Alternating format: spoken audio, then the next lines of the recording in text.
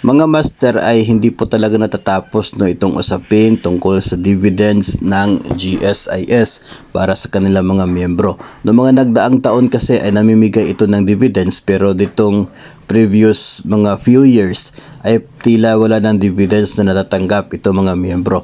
At hindi din po natin sila masisisip dahil sila din po ay nakikipagkumpara nito doon po sa nangyayari sa Pag-ibig Fund. Kasi sa Pag-ibig Fund, napakalaki ng kanilang kinikitang dividends kahit 100 pesos lamang monthly yung kanilang deduction. Sa GSIS naman ay wala. So ito po mga master, sa episode na ito ay pag-usapan natin kung bakit hindi po nararapat na ikukumpara itong Pag-ibig Fund at GSIS pagdating sa usapin ng dividends. Kasi nga po ito mga master, ganito po yun. Ang pagkaka-institute, yung pagkakabuo ng mga ahensyang ito ay may kanya-kanyang dahilan. At sa mga dahilan na yan, kabilang po itong dividends. Si Pag-ibig po mga master, nagbibigay ng dividends every year kasi required po yun sa batas. Kasi nga po yung batas na siya pong bumuo sa Pag-ibig Fund ay nagsasabi na yung contribution ng mga miyembro pati ng kanilang mga employer dapat ay kikita.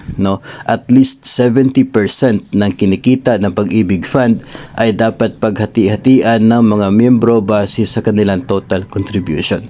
Ngayon, para itong tulad ng isa pong kooperatiba, na yung kinikita ng isang co-op, paghati-hatian, yung 70% paghati-hatian ng mga miyembro base sa kanilang share capital. Si Pag-ibig Fund parang ganun po.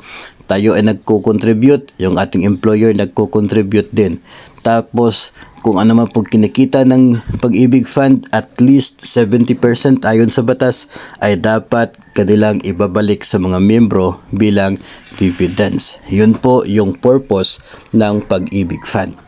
Si GSIS naman ay mayroong porsyon doon sa kaniya pong batas na tungkol sa pag-ibig, tungkol po sa dividend. Pero ang sabi, depende sa desisyon ng board ng GSIS. Kasi nga po yung purpose ng GSIS ay hindi po para kikita yung premiums ng mga miyembro para tutubo yung kanila pong premiums, kundi nagsisilbi itong parang insurance ng mga miyembro upang kapag sila ay magretiro na ay mayroon silang matatanggap na pensyon. Ganito po kasi yun.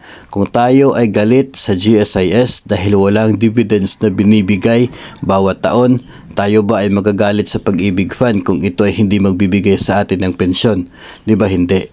Kasi nga, yung purpose ng kanila pong existence, si GSIS nag-i-exist para magsisilbing insurance ng mga miyembro na kapag magretiro na may matatanggap na pensyon.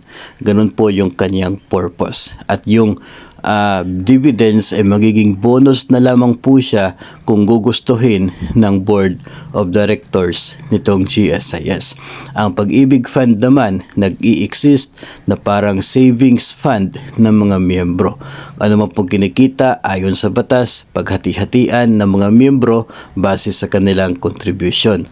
At kapag itong miyembrong ito ay nagretiro na, ibabalik yung kanya naging savings, wala ng obligasyon si Pag-ibig Fund sa kanya pagkatapos ng kanyang retirement.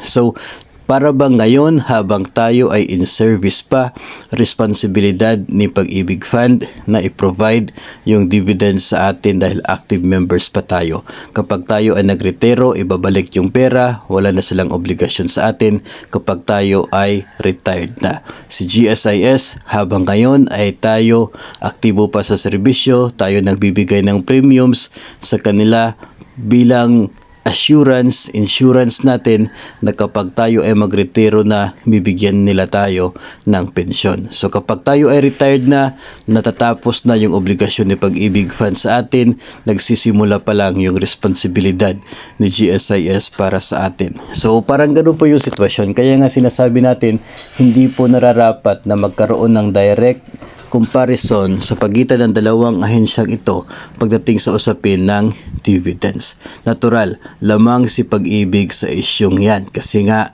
required si Pag-ibig magbigay ng dividend.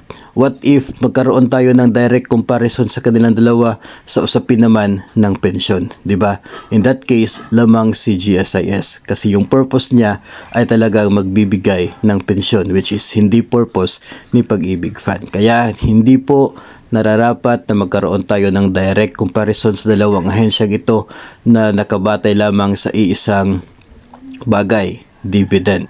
Kasi magkaiba yung kanilang purpose, mayroong kanya-kanyang dahilan kung bakit sila ay nabuo at may kanya-kanyang dahilan ng kanilang existence kung bakit ito ay mandatory para sa atin ng mga empleyado ng gobyerno.